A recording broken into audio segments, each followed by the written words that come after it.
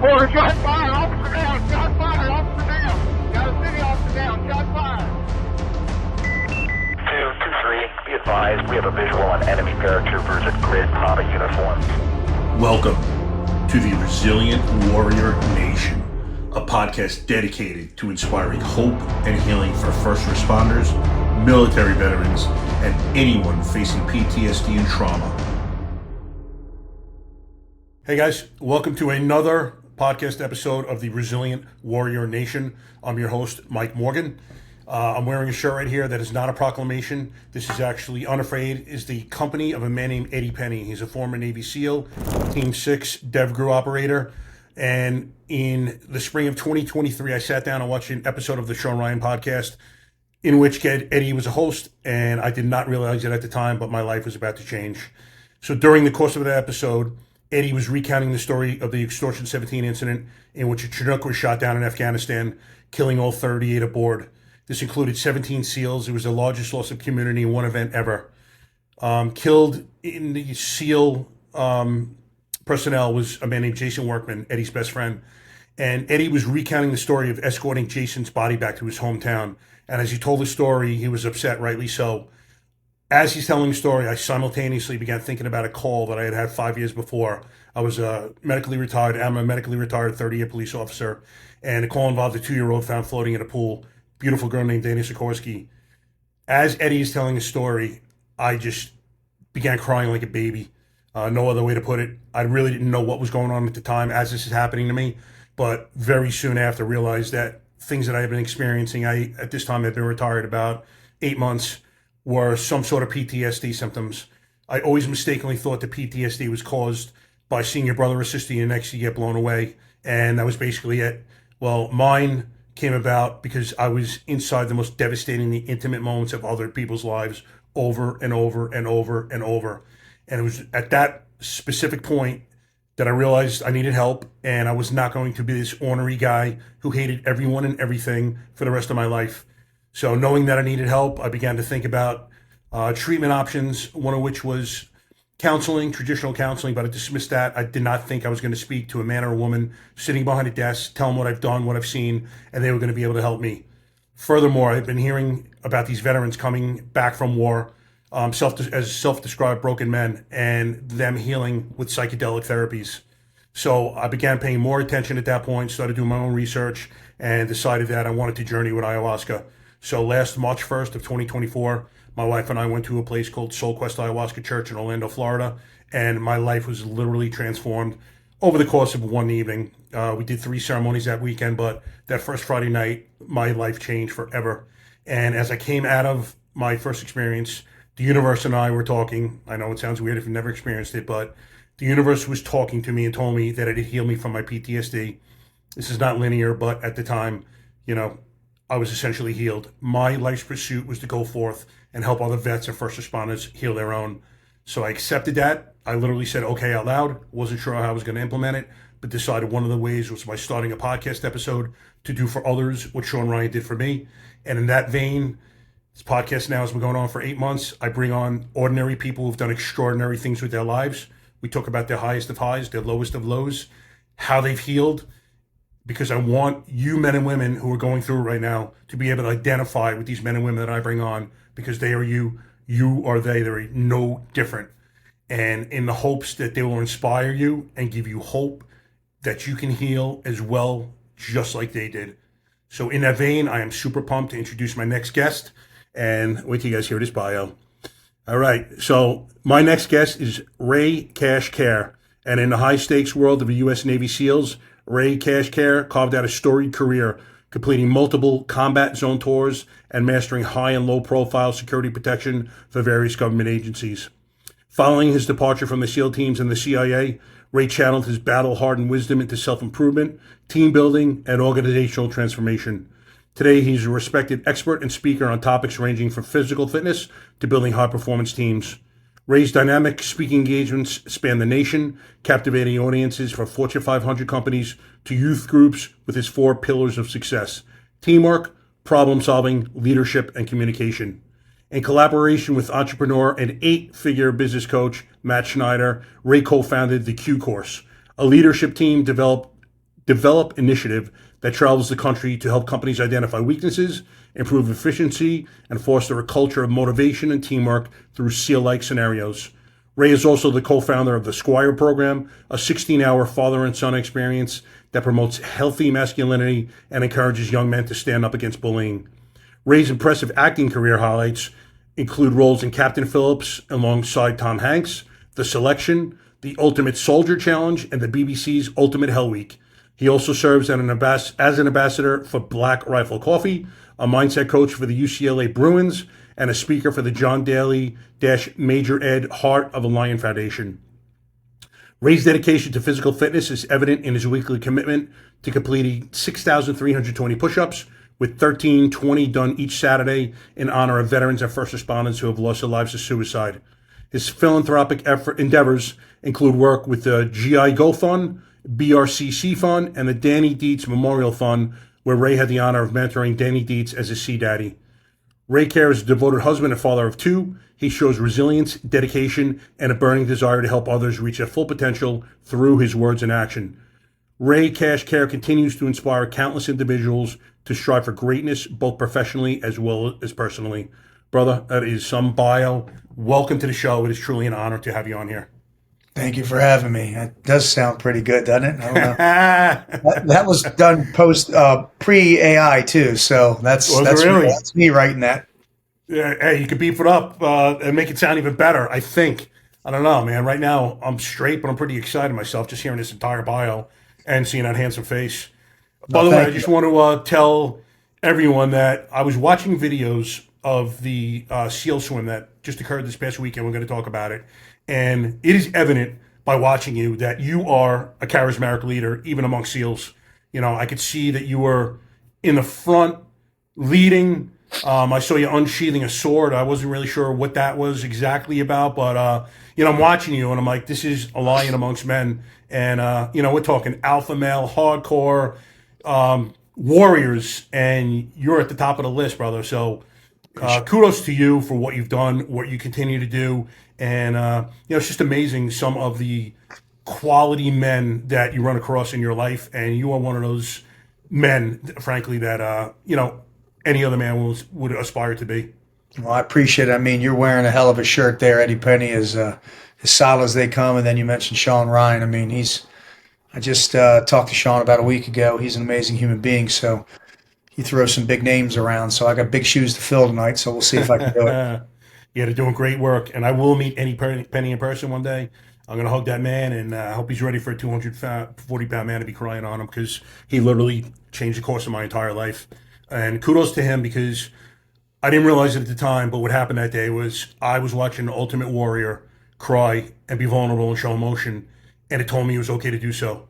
I was a guy that was never really in touch with my emotions, man. I could be at a multiple homicide scene, and you wouldn't even know it.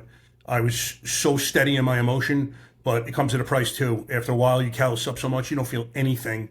And unfortunately, I grew up with a tough dad, and the way of dealing with that pain was to callous up and not feel anything. And it's good in one respect to take it into these masculinized professions, but in others, it's very detrimental. So, you know, I thank God that I saw that man's podcast that day. He literally changed my life, and I know that I've changed others' lives. So it's powerful stuff, right?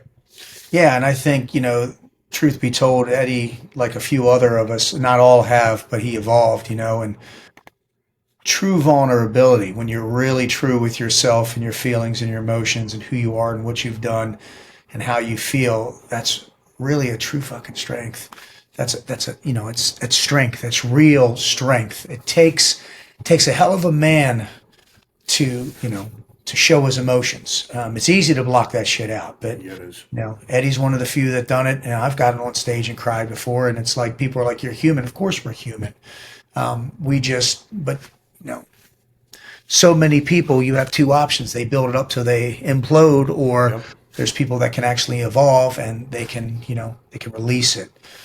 Just so happens Eddie released it in a positive way. I mean, believe me, he could have taken it a whole different approach. You know, I mean, he is a killer, but a beautiful man. I mean, I love Eddie. I love Eddie Penny. He's a great guy, and he's doing amazing things. But I think that the real mission didn't start for Eddie until he realized who he was, how vulnerable he was, and he really exposed himself. And I mean, hats off to him, man. I watched that podcast. It's one of the few that I've watched. I try not to watch a whole lot of the long podcasts, but I mean, Eddie just, when you lay it all out on the line, man, people respect you for it. So Yeah, they do. and people are drawn to it, and I wish more people did it. Social media and all this bullshit that we have, it's almost like taboo to be vulnerable and be honest. And Eddie's like me. He does what he does. He feels what he feels, and he's going to say what he needs to say. And yeah, he's a great human. So Yeah. He's he led me after that weekend I just spoke about with the ayahuasca. That Tuesday night, I did a Facebook Live, and I essentially got on and just explained what I've been going through the past. At that time, maybe it was just about a year after retirement. I had blown out my back and had 2 back surgeries kind of a year apart. So I was medically retired and just started to have time to think. I went unencumbered in my career as far as PTSD really affecting me. And it was only after I retired I had time to think that these things kind of started building up. And when I did that live, I cried. It was a 35-minute live, and I cried. And I came back inside and I told my wife, first of all, I would never have been able to cry prior to that previous weekend. And had I been able to cry, I would have been so embarrassed about it prior to that. But I was so proud of doing what I did and showing emotion. And I got 4 calls the next day from 3 from buddies who were going through it, 1 who had had a gun in his mouth in a not too distant past, and then a 4th was a female family friend. And I helped those 4 that day. And I just came back inside. I told my wife, like, this is where I'm supposed to be. I've had numerous conversations with the universe about this, and again, I know it sounds weird. If have you ever journeyed with psychedelics at all? I have. So I've done 2 different approaches. I went down to Mexico. For me, it wasn't I did change from it. I did not like what I had to go to and go through. It brought up a lot of things that I've compartmentalized, and I've been happy with compartmentalizing it. Yeah. But I did come out calmer and able. I was things were much clearer for me. I don't know if I would do that journey again. I've done some other journeys. I did. Yeah. Okay. I did the full smash. I did everything down there. I just didn't like where, when everybody's sitting back and they're taking their pills and they're smiling, and it took me back to some horrific things that happened to me that I've put away. I mean, I use, because I am not a motivational speaker. I'm a pain coach. So what I do is I open those doors at my control, at my expense, when I'm ready, and I let it open and channel it into power. When I did that, I lost control. All the doors opened, and it just hit me. And I wasn't ready for that. I went, Marcus Capone, of all people, runs vet.org. I went down and did it with him. We did a TV show together. Amazing human being. I love Marcus. Honestly, I think it just scared the shit out of me. I am better. I came back better.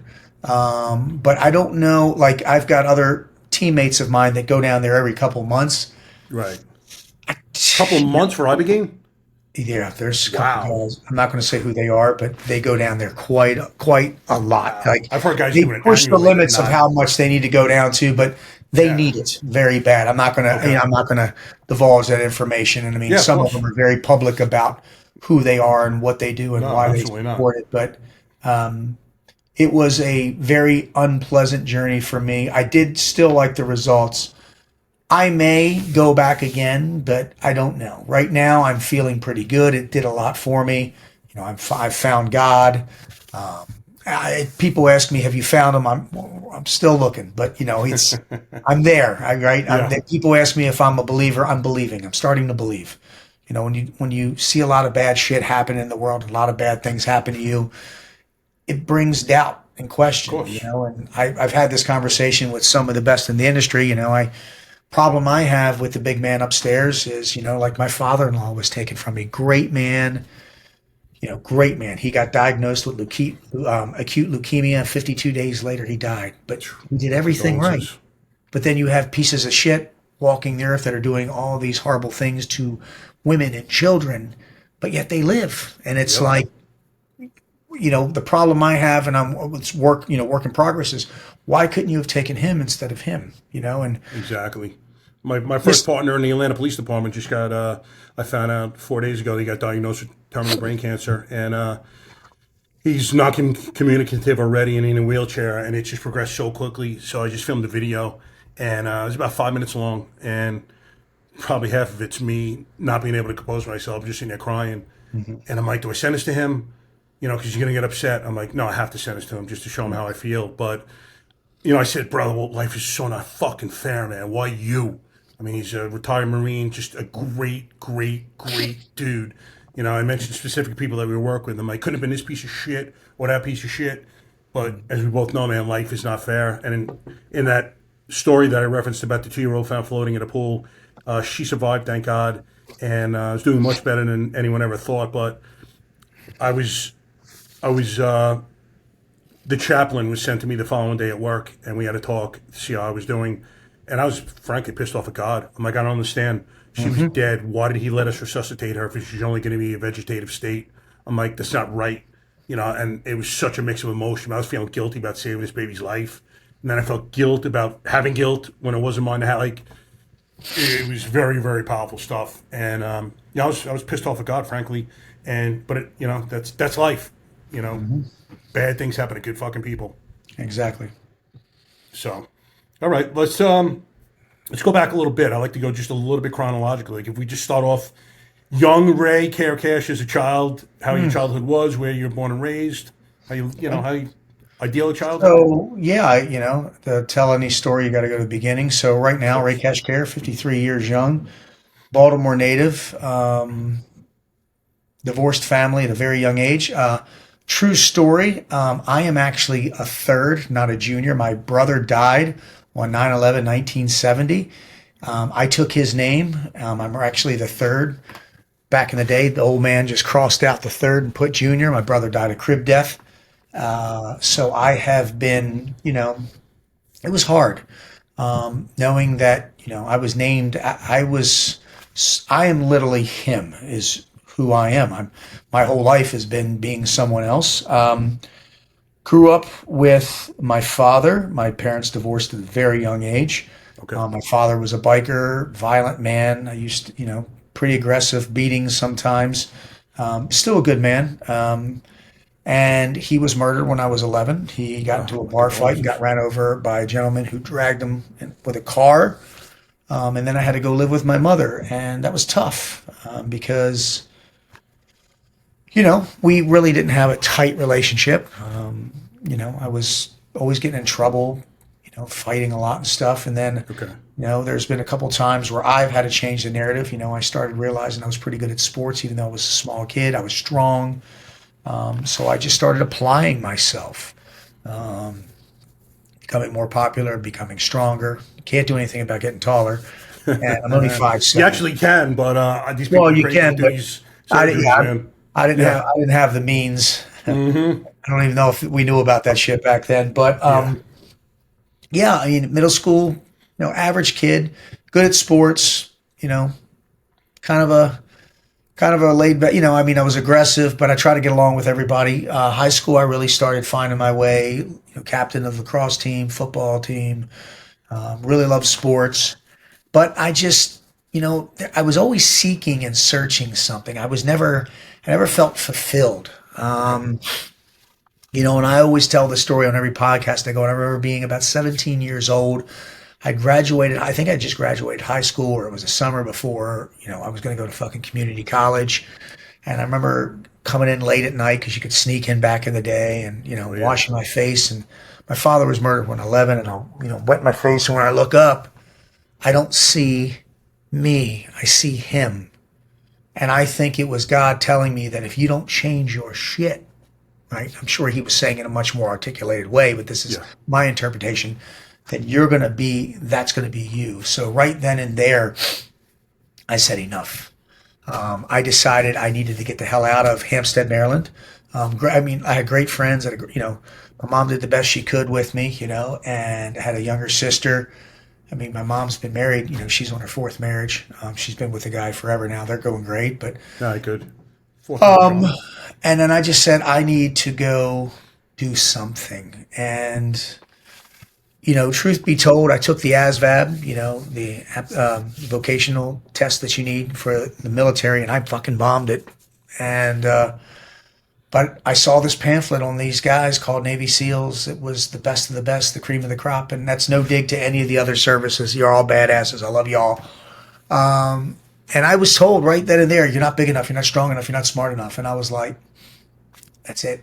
So, I got not just front sight focus, I got intentional focus. And I said, I'm going to go do this.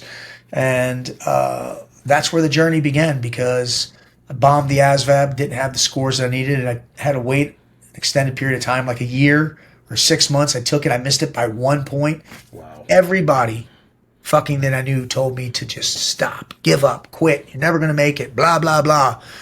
And I'll never forget, I give this guy credit. His name's YN1 Conklin. He told me, he saw me there because he gave me my score, and he goes, by then I think I was like a seaman apprentice. I mean, it's a fucking E2. I was nobody or nothing. Okay. He goes, when are you going to ask? And I said, ask for what, YN1? He goes, ask for help. And I said, I don't know how. He goes, you just did. And because I studied, I did everything on my own, but I needed outsourcing. I needed, I needed external help. This was not something I could do on my own. So he worked with me, signed me up for some classes. Long story short, 6 months later, I think it's either 6 months and a year or a year and 6 months, however it was. I'm standing right fucking in front of him again, standing at attention, scared shitless, And I'll never forget it, man, because I always keep this out. He's reading these pieces of paper. He's got his glasses on. He's a YN1 sitting there. And by this time, it was, just Ray, because we were friends. He goes, Ray, how do you think you did on the test? That's why I wear this shirt, why you see me wearing this shirt. I wear this whenever I get on stage. I got a couple of shirts in my brand. I said, I don't know. And he goes, well, that's mistake number one. You don't believe or bet on yourself enough. And he goes, and that's the problem with you. He goes, he looked up at me and goes, you passed. And I had all these emotions. I wanted to laugh, I wanted to cry, I wanted to scream, I wanted to yell, I wanted to jump, and by this time I'm standing, so I can talk to him. You have standing, parade, rest, and attention. Yep. And he goes, do you have any questions for me? And I said, yes, YN1. He goes, I'll never forget this because this is what he did. He goes, you want to know how you did on the test, don't you? I said, I sure the hell do. I worked my ass off. And this is the $1 million piece of advice that he gave me that I give anybody listening. He goes, it doesn't fucking matter what your score was, Ray. It matters what you're going to do with the opportunity that you have provided and given yourself.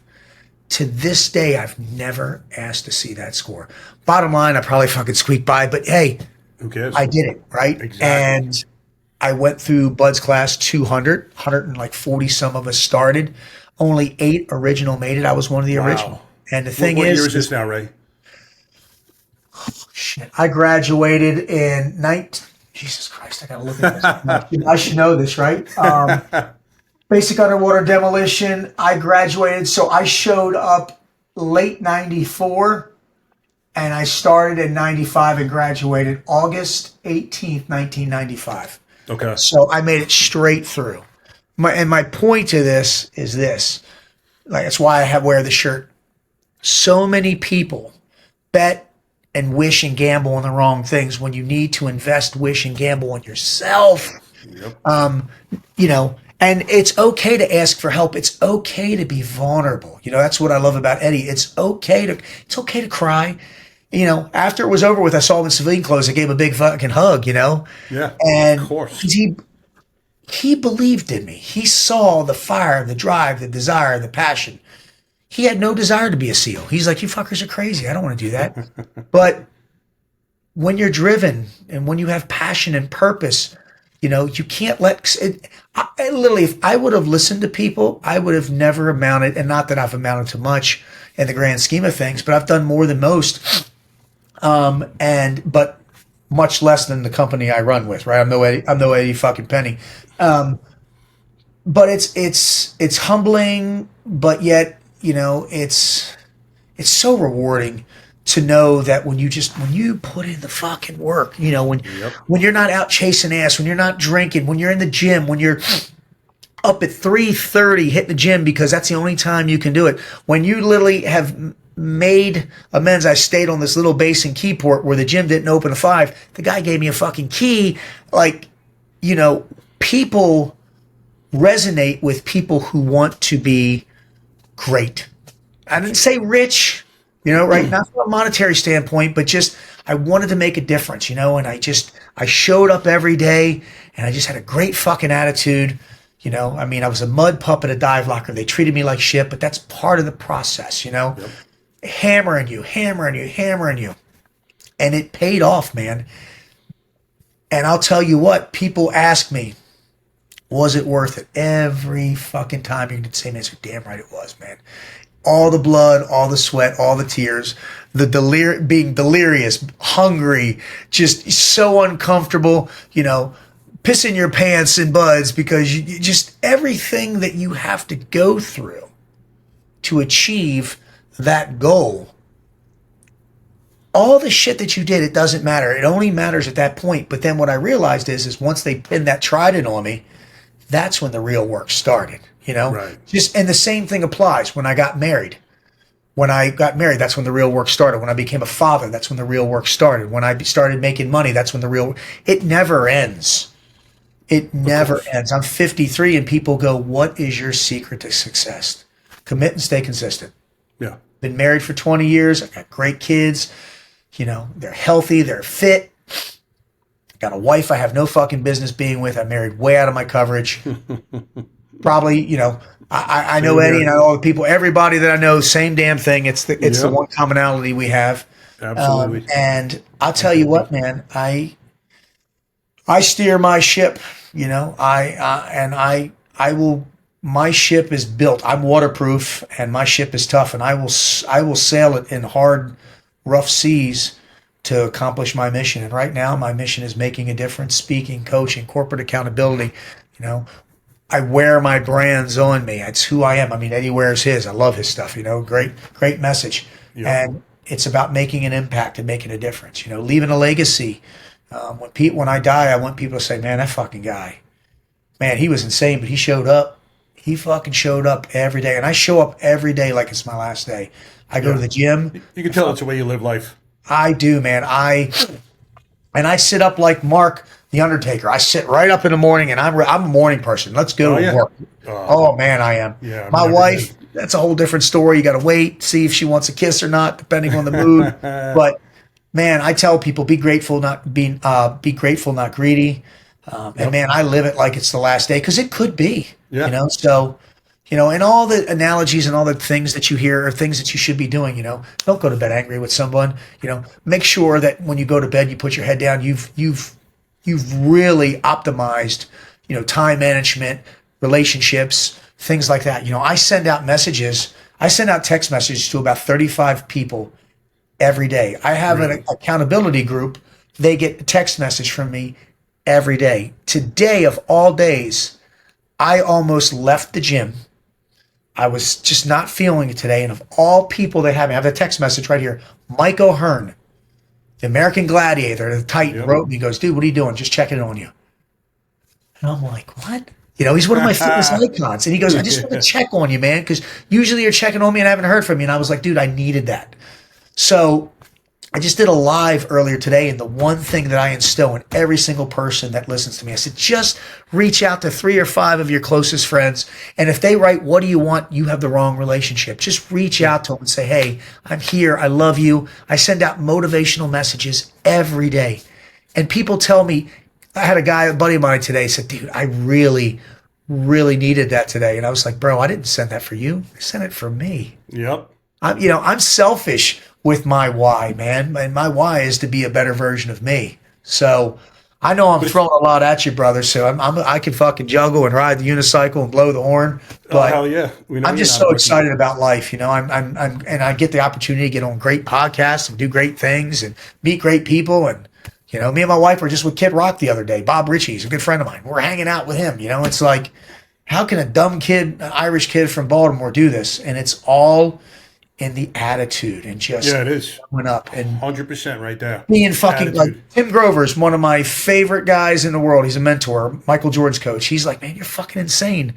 When we first met, I said, buddy, he goes, no, don't interrupt me. That's a good thing, Ray. We need more fucking insane. Hell yeah, brother. And I'll take it, man. Like when you're getting compliments from a guy at that caliber that notice you, like, yeah. 100%. So I'm not gonna apologize for who else is. And people always ask me what's the advice you would give. Don't apologize for who you are. Yep. As long as you're being true to yourself and the people you love. Because here's the thing, you're gonna hear there's motherfuckers out there. No matter what you do, no matter what you say, no matter what you give them, they're not gonna like you. That's okay. 100%. No matter okay. Mother Teresa would get hate. It's unbelievable, bro. When I told you when I tell him Kavanaugh's my mindset coach, and my whole purpose is noble. All I want to do is help. And he's like, just watch it, bro. When you start building. Who's your mindset coach? Taylor Kavanaugh. He does a couple guys. He's crushing it right now. Yeah, I might sign up and see what he can do for me. I might need some of that. Taylor is the man. I love him, brother. He's got. Listen, the reason why I signed up with him, truth be told, and this I'm not talking out of turn. He tells us publicly, he fucked up, lost his trident. I cannot imagine losing something like that after putting literally your heart and soul into everything you did to get that. And he sat in the truck, suicidal for 3 days with a sawed-off shotgun, did not kill himself, sold everything that he had, moved to France because he knew he had to get himself mentally right, and joined the French Foreign Legion for 5 years. I'm friends with him. We talk. Great guy. Can't speak the language. Yeah. And got that rough voice on him. Yeah, he's a badass dude, man. Yeah. Badass dude. I love Jimmy Watson's impression of him. I love him. He's so intelligent. I don't know if you know this, but he's one of those dudes that doesn't forget anything. Taylor remembers everything. He's one of those dudes that's got that memory. Like, he could tell you in 6th grade what the hell was going on. It's unbelievable. Jimmy Watson. And then you just threw me up with Jimmy Watson doing it. Oh my, yeah, exactly. I like Jimmy. He cracks me up, man. We text now. I don't want to say it regular, but fairly regularly. And he was on my podcast. He's like, "Hey, bro, I got like an hour and a half. I give you. I'm writing a book."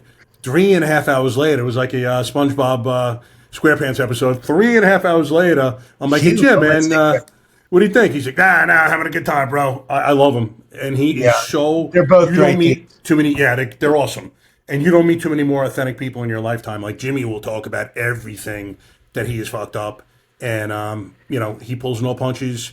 He got emotional on the podcast, like he lets himself get vulnerable, and to me, I love guys when they just carry around humility, and that is the way they live life.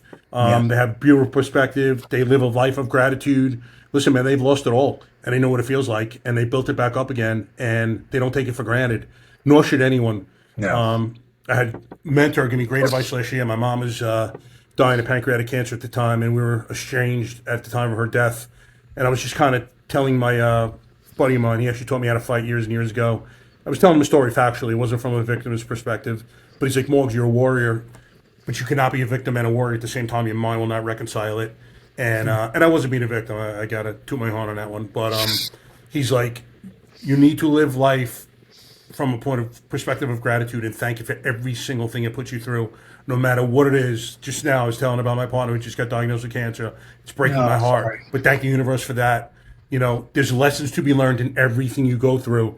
That 2-year-old girl that was found floating in a pool, I didn't realize until 5 years later, but I was supposed to be at her house because I'm doing now.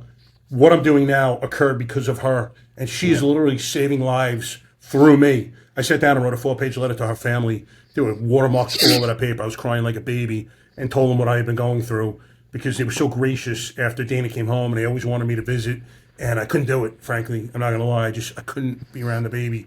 It just broke my heart every time I saw her, and I would make excuses as to why I couldn't. And I sat down and I wrote this whole thing and told them exactly what had been going on with me. And Dad was so gracious, and we started regaining communication, and I realized I was at that house for that reason. It may take a while, but everything you go through, I believe every single thing that happens to you when you go through happens for a purpose. Mm-hmm. And you're always supposed to be where you are. I don't know if you feel any differently. You feel the same? No, I feel the same. I feel the same in most of that. You're always meant to be where you are. Oh, yeah. Everything's got a purpose and a path. You just got to... You've got to know when to run. Like I tell people, you got to know when to, jump off the cliff, and you need to know when to pull back from the ledge, and that's exactly what it's about. That's what it's about. So let me ask you now, as you're going through your career, because you heard my purpose for this podcast now, and there are guys and girls who are going through it, having really tough times.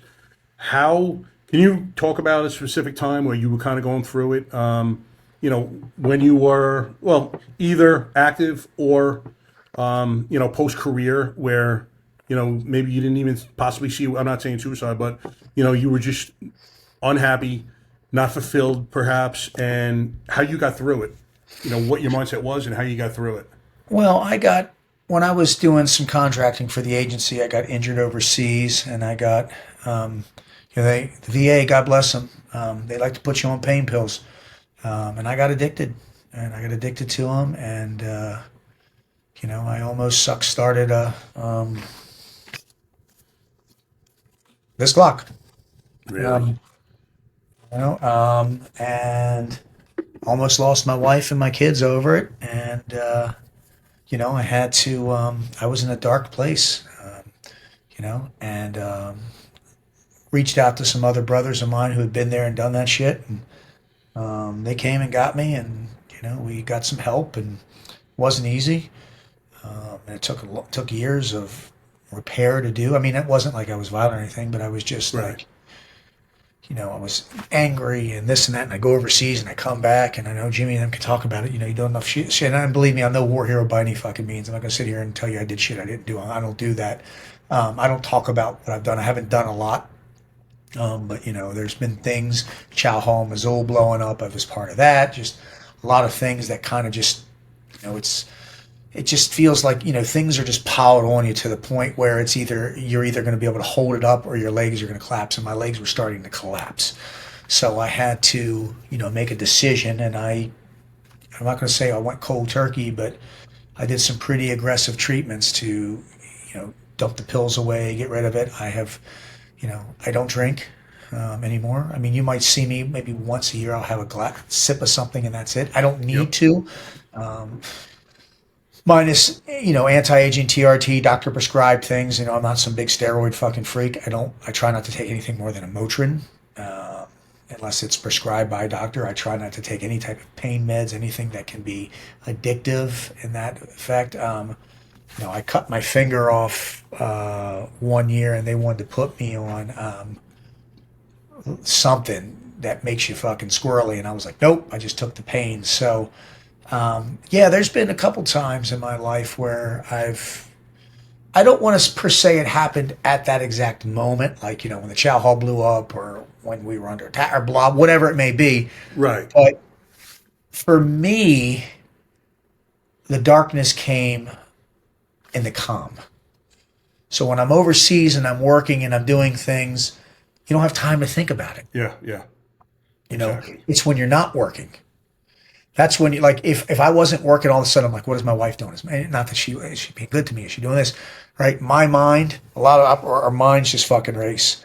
Well, my mind wasn't racing. It was just kind of rewinding all the shit that happened, going, look at this, look at this, look at this. I started becoming paranoid. I started, oh my God, this is going to happen. This is going to happen. That's going to happen. And then what do you start doing? Taking pills. And then that starts numbing the pain. You feel better. What do you do after that? You start drinking. And then it comes to a point where you're so fucking numb, you don't know what's up and what's down. Yep. And when that happens, hopefully you have a support element, or by the grace of God, I took the initiative and said, fuck, I think it was my wife going, listen, this shit ain't going to fly. I'm going to pop him up and I'm going to take him. And I could have made excuses, but I got vulnerable and said, I'm going to get help. And she said, listen, actions speak louder than words. And I made a call to some people, and, it took a couple months, but yeah, and when I turn around, you can't see a lot of stuff. I have a lot of different things in the room, and some of them are good, some of them are bad that you can't see, things that I've accomplished and overcome. And when shit gets hard, that's what I do. I turn around and go, well, fuck, I did that. Fuck, I did that. Fuck, I did that. Fuck, overcame that. And I actually say fuck every time. Because that's my process. Right? It's not me being a loudmouth. It's just like, fuck, man. I always say, fuck it. Fuck you. Like, fuck it, Ray. You've been there and you've done that. Fuck you. Don't be a little sissy. Don't be that person again. Yep. But that's the process that works for me. Right. I don't think that's Eddie's process. I don't think that's Jimmy's, or that would be, ties. I don't, but everybody has their own system, their own thing that works for them. I never dig on someone's process. I'm actually on the other, just the opposite spectrum. I love to hear the process that people go through. Like, wow, man, that, because it's a tool. Like, maybe I could pull from that, use that, use this, use that. You know, because some of these cats that you're talking about have gone through much more shit than me. So obviously their process is pretty fucking good because it's worked for them. So, you know, and the thing is I'm a prepper. I plan. More storms are coming, baby. Yeah. More storms are coming. You know, the buffalo doesn't try to outrun the storm. He runs to the fucking storm, you know. Exactly. I'm half buffalo, half cheetah. Sometimes I want to run away from that bitch, but sometimes you just got to turn around and say, you know what? I'm going to plant who I am right here. I'm going to hold my ground, and I'm going to just outweather this fucking storm, or I'm going to die trying. And I think so many people were scared because, you know, of the unknown, the unexpected. The bottom line is 90% of the time, you know the answer. It's yes, no, up, down, high, low, live or die. I mean, it's that easy. And people are like, you're so callous with that. No, it's the truth, man. Yeah.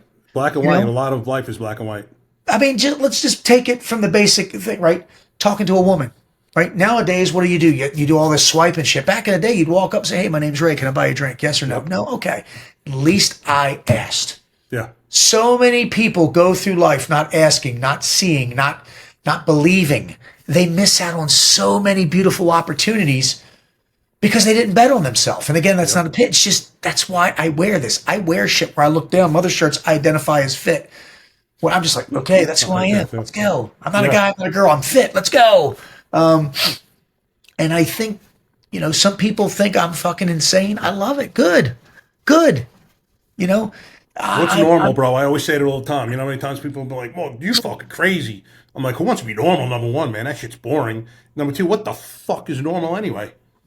Well, and that's the thing. Everybody's, oh, sorry. Dana White just wrote something, of all people. Look at this guy name dropping. No, well, he wrote something on a, not to me personally. I'm on a thing with him. That's all it is. Oh, okay. But I saw it. Hold on, I just got something from Trump. So many people are content with being ordinary. You know, everybody says they want to be the savage, right? But that's the double-edged sword. You're a savage servant, right? So the savage servant is this, like case in point. Do you have kids? 2 stepsons. You have 2 kids. Yeah. So if they were little and they were at a park and they were playing, right? And you were behind them and I'm coming at them in an aggressive manner, where are you going to position yourself with those boys? Oh, I'm in front of them. You're in front of them. But it's not because you're a fucking savage. See, that's what people don't understand. It's because you're a servant, because I don't know who the woman is, but you asked her, she chose you. That's how it works. I don't know if you took a knee. I did. I took a knee, man. Like, I had to ask her father, who's the size of Nebraska, for permission. She was in 2 failed marriages before that. I didn't have a lot in my fucking favor. But I told him, I said, I'm not coming at you as a savage, sir. I'm coming at you as a servant. I want to serve and protect your daughter for the rest of my life. If you and I are going to get into a confrontation, it's because I'm a double-edged sword. Yes, the savage is the training and everything due, but the servant is I'm going to protect, I'm going to die for what I believe in and who I love. So many fucking people are not willing to lay it out on the line now because we've made it so easy to do everything. You know, I coach people. I have a lady she's fat. She's not obese. She's not overweight. She's fucking fat. Mm-hmm. Right? She's got a fat mindset. Fat mindset is this. Let me make this very clear to people. It's someone that realizes that they don't think they can ever change. It's just a lazy mindset. I call it the fat mindset. It pisses people off all the time. I have a shirt that says, don't be fat. It has nothing. Who's it pissing off? The people that don't want to do anything. That's it. But, you know, what's funny is people that I train that lost 100 pounds, they'll look at it and go, I used to be fat as fuck. Now I'm fit as fuck. Perfect. Right? But what do people do? They have so many conveniences. Like, she's never going to lose the weight because she Ubers everything in. She Uber Eats, does all this. She works from home. So I made her lose 60 pounds. You know how I did? I said, I want you to put on something fucking sexy. She goes, I look horrible in it. I'm like, I want you to run your ass to the store and buy everything. And she'd film it. my God, people are looking at me. People are looking at me. People are looking at me. Guess what she did? She started just dropping fucking weight because she's running faster and faster. She hated me for it. She's lost 120 pounds. Now she loves Really? me. That's That's it. awesome. It's the mindset. It's the savage servant. See, the thing is people are willing to serve everybody except themselves. That's what infuriates me. Yeah, I know. Right? Why is that? Because they don't know what the result's going to be with serving themselves, but they know what they're going to get from other people. Case in point, if I open a door for someone 99% of the time, they're going to say thank you. Yep. Right? I'm getting ready to do a 10-day fast. I don't want to do a 10-day fast. I don't want to do it. I have to do it. Levels of discipline. I create levels of discipline. It's hard. It hurts.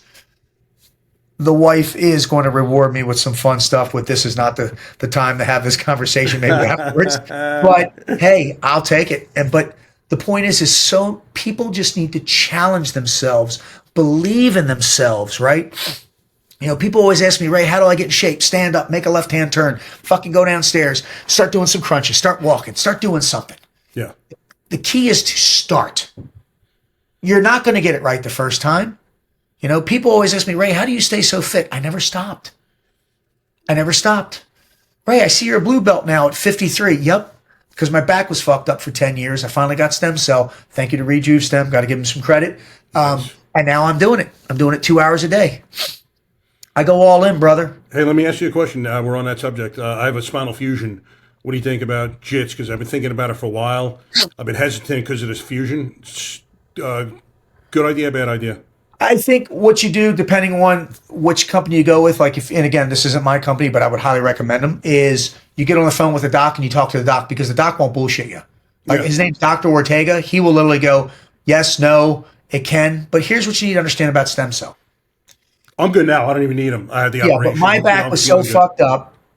Dr. Ortega told me flat out, he goes, listen, if you go back to just being a normal person that gets on the stair stepper, walks a little bit and lifts a little bit of weight, you will be fine for the rest of your life. Do you understand me? I said, yes, sir. He goes, but what are you going to do? I said, I'm going back to fucking jiu-jitsu. He goes, you're probably going to need this another year or two. Okay. But I'm willing to invest in myself, and because that's another problem with America, right? Big pharmacy, what do? They keep you over-medicated, undereducated. Hell yeah. Right? They don't want you healthy. No. They don't want you living longer. They don't want you being the best version of yourself, because that's why they're $1 trillion businesses. Yeah. They're organizations that literally, you know, when you come up with an idea that can fix something, they make that idea go away. Oh yeah. Bro, I was getting PRP in my knees. I'm asking the doc, I'm like, why is this not covered by insurance yet? He's like, it's still considered experimental. I'm like, come on, man. We've had years and years of scientific studies. They do that with TRT. Anything that's going to help you live longer, they don't want to do that. Yep. They don't. Exactly. But to pay for, you know, even like, you know, I had the spinal fusion, but the holistic treatments that'll potentially make me better and not have to get that surgery, they won't pay for. Look at the knees. They won't pay for the PRP. They won't pay for stem cells. But if I need double knee replacement, cool, they'll pay for that. It's unbelievable. Yep. They'll pay for that. Just like you could just look at animals. Like there are ways to keep your dogs living an extra 3 to 5 years by giving them watermelon and giving them certain things. They don't broadcast that a lot. You know why? Because they want a dog to live 6 to 10 years, because guess what you're going to do? You're going to buy another one and buy another one and buy another one and buy another one. Oh, yeah. Versus there's some people that have dogs that are like 18, 19 years old. We got a cat that's 14 years old that runs around like she's a kitten still. I got, you know, so you got to do the research. You got to try things, you know? Oh, yeah. What are you guys giving? Just like offhand, just more healthier, like, you know, meat, you know, real chicken, real this, real that. Like we spend the money on it. Yep. We give them like, there's different, watermelon is key for dogs. Pumpkin seed. Oh yeah. Watermelon is huge. Yeah. Like we just give them a little couple pieces. But I got a 6-year-old and a 4-year-old. They run around like little chihuahuas. They run around forever. We didn't do this with my chihuahua. Other one, he's 10. We're going to see if this works. We do this with the cat. Like we have people that have cats that die at 8 years. She's like 13, 14. She's still running. She chases, she runs around, she jumps, you know? Interesting. And it's just, but the same principles apply to people. Yeah. You know? Nobody, like, case in point, I'm with Core Medical Group. I tell people, get your blood work checked. It costs $299. After that, you may or may not need anything, but at least you know the blood work, the 30 panel tells you what you need to do, Yep. but what you need to stop doing, what you need to start taking, what you need to stop taking. Hell, you may be fine, but for $299, you know. Yeah. But what do people do? They don't get checked out. They don't go to the doctor. And then when something creeps up on them, like cancer or Alzheimer's, all this, a lot of this could be detected ahead of time and could be, I don't want to say cured, but it could be steered in a whole different direction. Yeah. So I get my blood work checked at a minimum twice a year. And my wife does. We're getting ready to go up to 3 years. But then people are like, why are you so healthy? Because I will invest a couple $1,000s of my own money into myself, which is a tax write-off. Because what do most people do? I can't afford that. Oh, yeah. But here's a question. This is what I ask everybody listening. How much would you spend to get someone that you loved healthy again? And everybody says the same thing, whatever it takes. Yep. They will. But the thing is instead of bankrupts and, making yourself bankrupt, selling everything you own to try to keep someone healthy, imagine if you could just right now take the step, take the leap of faith, invest in yourself. Hey, you know what? And that's the thing. A lot of guys, they just get blood work for themselves. I'm like, you're a fucking idiot. Get it for your wife too, so you grow together. Yeah. Me and my wife, man, we're 53, and people are like, holy shit. And my wife looks 20 years younger than me.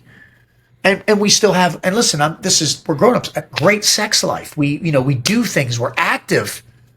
And we live a good life. I've told people this, and I will be the next fucking Jack LaLanne. I will be wearing Sergio Tacitani suits, pulling shit, having the juicer. The only thing I won't be, he was a chiropractor. He's got an amazing book out. The guy was a genius, and he was a beast. And he lived by the life. He led the life that he lived. And he was an example. He was a pillar of his community.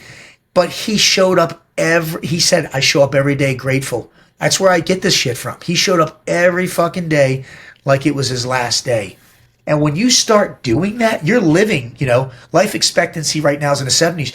You'll live to your 80s or 90s. And listen, I'm going to live until I can't live anymore, but I'm going to live a healthy life. When I start deteriorating, I'm going to figure it out because I figure I still got I'm 53. I've got another 40 years in me ready to fucking go. And probably of that 35, I'm still going to be chasing my old lady around the house because that's who I am. As you should, brother.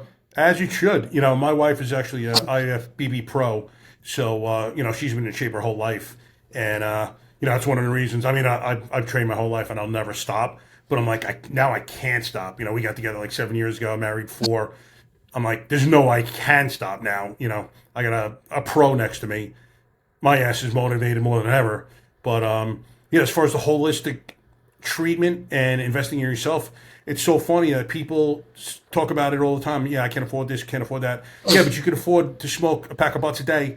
And what's that, $300 a month or this, Starbucks, drinking. I tell motherfuckers, you can't afford not to. Yeah, exactly. Fast food, all that shit. It's ridiculous.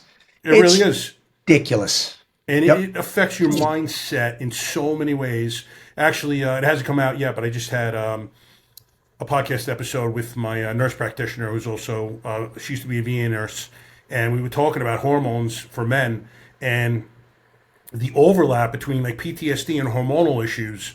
A lot of times people think it's PTSD when in fact it's hormonal issues for men that are off and they're not getting them checked. I'm a little more, I go like 4 times a year for blood work, but I also have prostate cancer history in my family, so I have to stay up on that. But I always want, number one, I want to catch anything early. Number 2, if my stuff is off, I just want to correct it. Because man, you feel like every now and then I'll throw a little extra test in there, I ain't gonna lie, and my estrogen goes a little bit higher. Now I'm just not feeling that libido, and I know something's up, so I get to work. Oh, all right, take a little more of my AI, get back on course. But, these little subtle things make a big difference. I've actually had guys tell me when their estrogen goes up, man, they get more emotional. Like, guys, my buddy was like, dude, I was sitting there watching a movie and I started crying. I'm like, what the fuck? And he's like, I got my blood tested like a day or 2 after, and my estrogen levels were nuts. And it's pretty funny. Like, we laugh, but it actually changes his mindset. So it's something that can be easily corrected if you're proactive in doing so. You know, it's awesome that you're attached to these the TRT companies, especially soldiers. I mean, historically, we were talking about soldiers coming out and first responders. Like, there's so many stressors on their body that their test levels plummet. And some Oh, of these guys, I mean, man, we've got cases of, I mean, I deal with this. That guy, the guy was a SEAL, but he was in his 20s, and his testosterone was like of a 70-year-old man. I mean, it's just, you know, and there's a lot of contributing factors. What's in the food, the kind of food you eat. I mean, we could go on and on and on. Yeah. But bottom line, this is what I tell people. I don't care. You know, I'm not pushing my place. I mean, my place is great. I love it. I don't give a shit. Just, and the thing is going to a doctor and just getting blood work done, that's not enough. You got to get like a 30 panel. You need to know everything. That's the thing. And people just, $299 is not, oh, can you get it with insurance? No, they're not going to do it on insurance because that's where they make their money. But, you know, it's a write-off. I mean, I write everything off, you know? So anyway, I just get frustrated with that because, you know, America right now is the unhealthiest I think it's been in the history of America. You know, obesity is running rampant through, you know, just the entire country, the nation. You know, youth obesity has never been higher. oh, it's disgusting. You know, and when I used to run these programs with these fathers and sons, I had this one dad that was like, you know, God, I wish my son wasn't 20 pounds overweight. He gets picked on, this. And I said, just me and him talking. I said, well, I fucking wish you weren't 40 pounds overweight. Where do you think he's getting it from? Yeah, exactly. Imagine if you two did A, B, C, D, F, and G. And guess what they started doing? A, B, C. Now I see them. They both lost weight. They're fit. Connection. Fitness is the key to everything that I've done. It's been fitness. Showing up with a great fucking team. Trust, effort, attitude, mission. Team care, buddy. That's what I do. Trust. Easiest thing to lose. Hardest thing to gain. Effort. Don't give me 100%. Give me every fucking thing you got. Attitude. There's two kinds, good or bad. And the mission is growth. Physical, mental, emotional, social, spiritual, and financial growth. And, you know, I don't hire, right? You can't hire somebody for effort and attitude. That's self-trait. They have to show up with that. Trust takes time. We'll work on that. And the mission, like with me and my wife, she tells me her mission, I tell her my mission. But the trust, right, that comes. You can't break that. But effort and attitude, man, you better show up every fucking day with a good attitude, giving it all you got. That's the key to life. It's not harder than that. No, yeah, exactly. You know, even when you get kicked in the nuts, you know what? I tell people, you know, I got kicked in the nuts because God knows I can take it. That's what I tell people. Like when I get something happens to me, He's testing me. I'm being tested by something higher than me. There's going to be something that comes out. And as long as there's a lesson learned, it's a win. So that's how I look at things. I try to be as positive as I can because the world's so fucking negative now, man. Yeah, your attitude's unbelievable, refreshing. And I love the positivity, and everyone can learn. Listen, man, it's easy to walk around negative all day, pissed off at the world. Why me? I hear it all the time. Why me? I look at you. Let me tell you why. I'll tell people. Let me tell you why. Because you got a shitty attitude, or why not you? That's what, you know. Everybody has got. Everybody's got a. You know. I tell people there's excuses and solutions. Everybody's got an excuse, but what's the solution? Exactly. 99% of the problems are looking in the fucking mirror, right back at you. Yep. That's what I tell people, man. If you don't like what you see. We live in the greatest country in the world. Believe me, I've been in all of them. You have luxuries and freedoms that no one else does. Go out there, roll up your sleeves, become the savage servant, you know, become a part of a team. Understand that there's 3 battlefields of life that all humans go through, the internal battlefield, the business, and the home field. I don't believe in having balance in them. Case in point, if one of your stepsons gets sick, I don't give a shit about work. But I'll self-correct right back to it. You have to be able to shift, focus, pivot, overlapping fields of fire in all 3. You have the business, the home, and business, home, and the internal. And you've got to be able to control them, right? Name, claim, and tame those beasts, those motherfuckers. That's how you win, man. 100%. I speak all over the nation, and people are like, it can't be this simple. We've made shit so complicated in America, and you just stick to the basics, stick to the foundations. Case in point, you build a $2 million house. You with me? Yeah. Stay with me here. I've never asked you this before. If it has a shitty foundation, what's the house going to do? You're done. It's going to collapse. It's going to collapse. Yeah, just a matter of time. Build the strongest foundation you can. You can start with a small house. You can tear that house down. You can always expand. The foundation is set, baby. Family, fitness, finances, and faith. They're your 4 things. That's your fucking foundation of life. Yeah, exactly. That's it. And I'll tell you, you mentioned victim before. One of the most powerful things that was ever said to me in my life, a buddy of mine, Craig Capolino, he passed away in January 2013. Love this kid. We were in the Suffolk County Police Academy together. He was a former NYPD detective, and he contracted 9/11 related cancer, and it took him fairly quickly. And we're talking one day, and he openly talked about the fact that it was terminal. And we were talking one day, and he said, Mike, I never say why me. He's like, why not me? Who the fuck am I? Yeah. And I'm like, and I literally started crying. I'm like, Cap, that's one of the most powerful things I've ever heard someone say in my life. He's like, I never feel sorry for myself. He's like, why not me?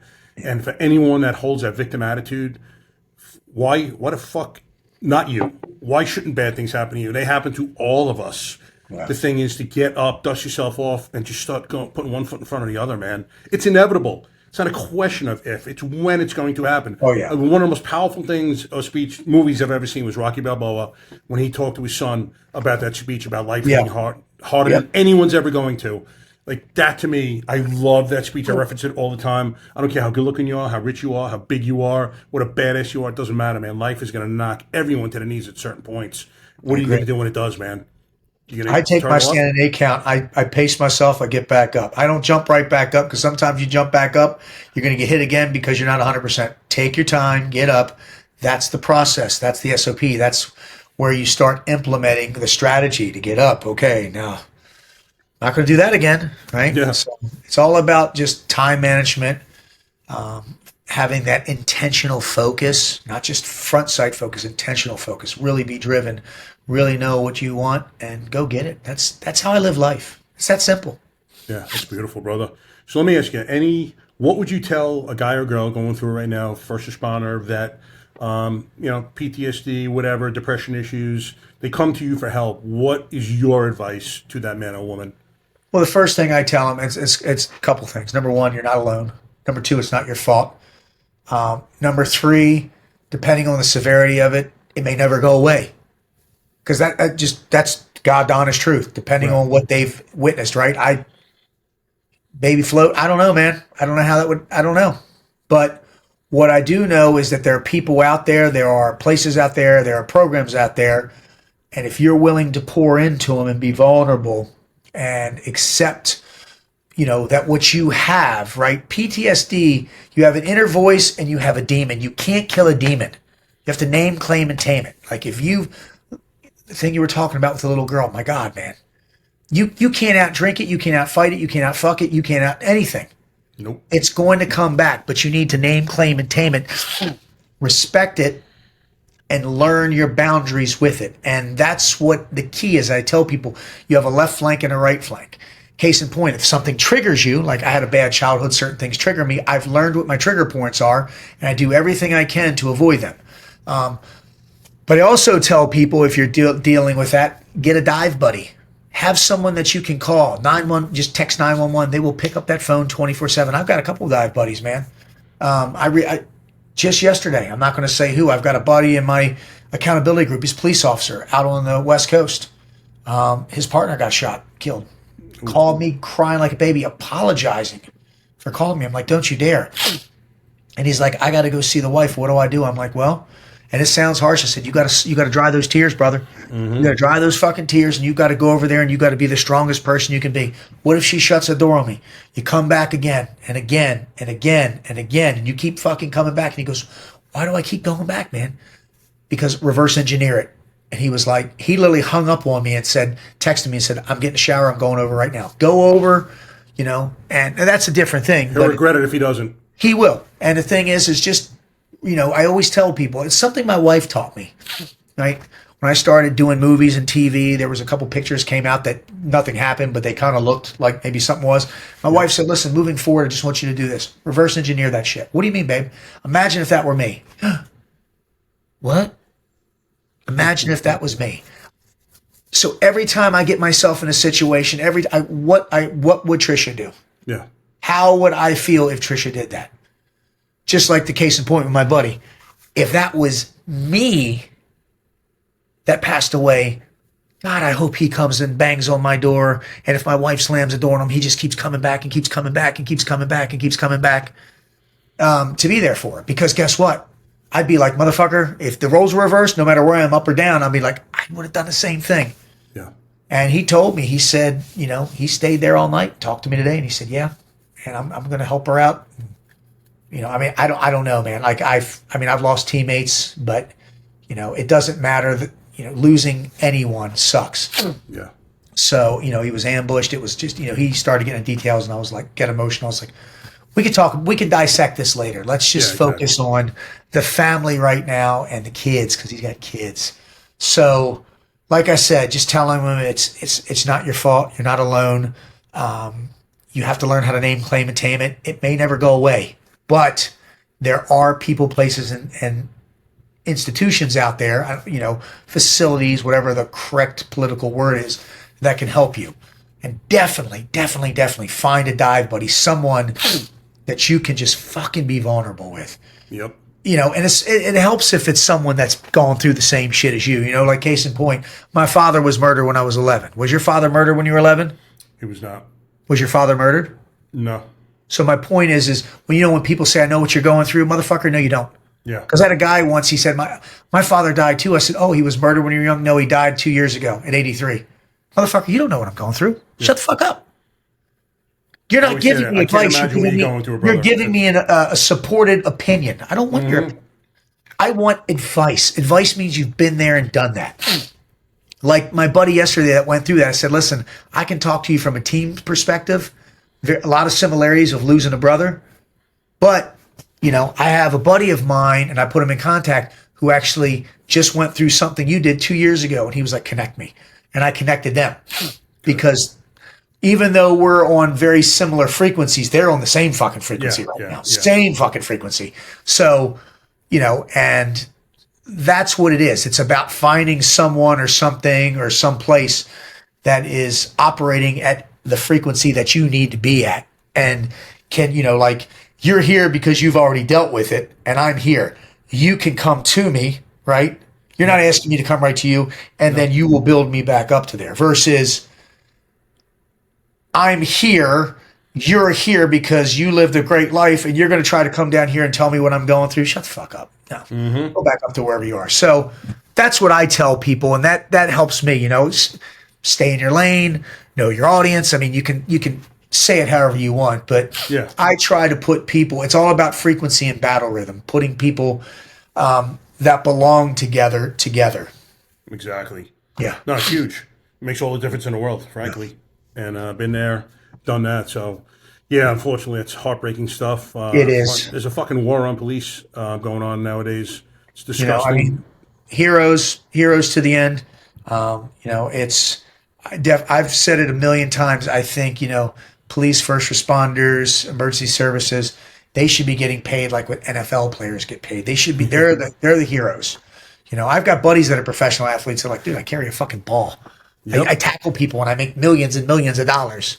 I would never do what you. I'd never jump out of a plane. I never do. I'm like, it's amazing, and like I said, pisses me off about first responders and shit is, let me finish because I'm not pissed off at them, is everybody bitches until they need them. When everybody's running away, they're running too. And then it's like, oh, yeah. Then they're your best friend.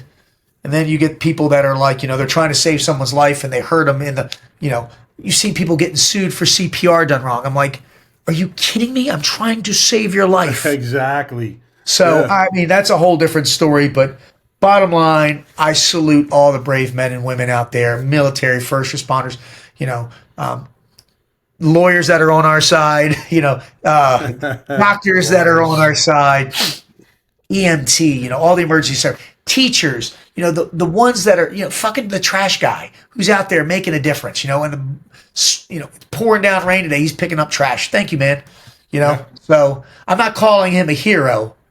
That's that difference. But no. Still a warrior for getting out there and doing it. They are the foundation that keeps America going, Now, The other ones I talked about, yeah, they're fucking heroes. You know, we were just at 9/11. You could feel the energy and the power, and you know, to think that these giant buildings are falling down and there are people running to them when everyone else is running. I don't, and that's the thing. People are like, "What would you do?" I don't know. I don't know.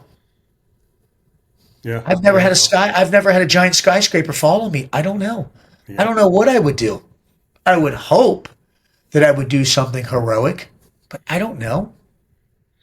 Till you're in that situation, you don't. And the people that did that, it's not like, you know, the firefighters and the police. It's not like they ever had a skyscraper fall on them before, but they did it. Yep. You know, we lost. You know how many we lost. It's horrible. Oh, yeah. Many of them knew going in. They weren't coming out. They knew it, and they still went in. Still went in. For strangers, absolute strangers. Yep. You know, so, yeah, it's heroic any way you slice it, look at it.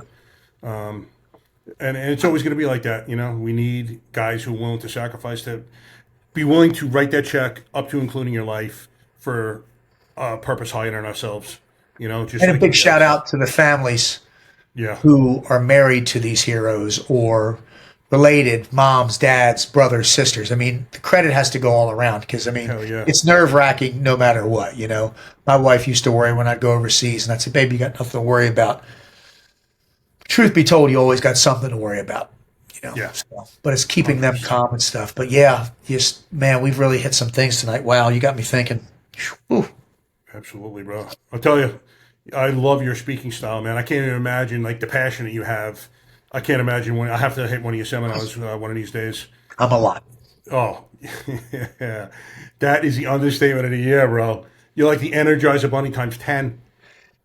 You know, I think that's why God put me here. Yep. God put me here to motivate people, to create discipline, you know. 100%. And like I told you, I was watching the other day, man, little snippets. I'm like, this guy's a charismatic leader, and this is among SEALs, who most of them are leaders themselves, but you're a leader amongst leaders. Yeah.